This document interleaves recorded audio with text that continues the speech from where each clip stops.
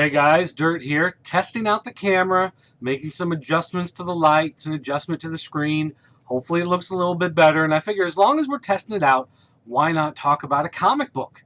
That's right, a brand new one just came out this past week. It's called CrossStar. Actually, I guess I have to hold up on this side, don't I? Hold up on this side, you can't see it, can you?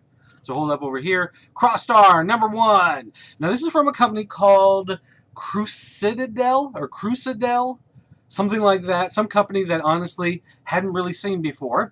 And to be honest, I didn't even remember that we ordered this book for the store. We got a couple copies, came in with the shipment, and I hate being that guy, but let's face it, when you see an indie book, what's the first thing you do? You kind of flip open, check out to see if the artwork's any good. And I gotta say, I flipped this one open and it didn't look like amateur hour.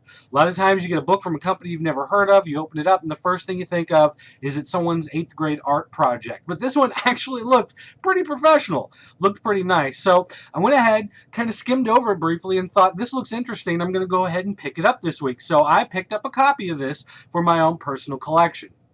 Now, the title, CrossStar, comes from the antagonist, I guess you could say, of this storyline. He's basically a guy who throws these shurikens around that are kind of part cross, part star. That's where the name comes from, CrossStar. And he's this kind of assassin vigilante.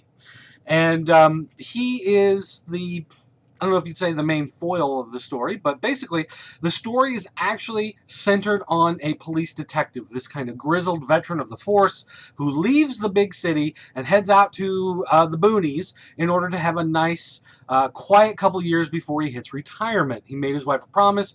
He's going to follow through on it. Now, this is from writer Wayne Garnier, I guess is how you pronounce it. He also writes a book called Nightfall, or Night Quest. Now I'm confused with the Bane, all the Bane stuff with the Batman and the Bane.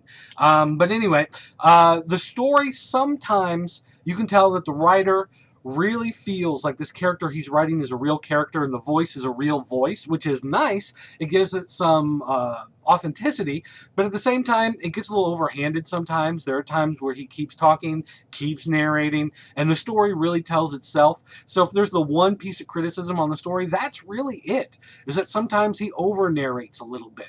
But it is kind of set up as if it's a crime noir type thriller thing, even though it's modern day, and even though this guy is trying to settle down in the prime of his life, it does have that nice vibe and that edge to it.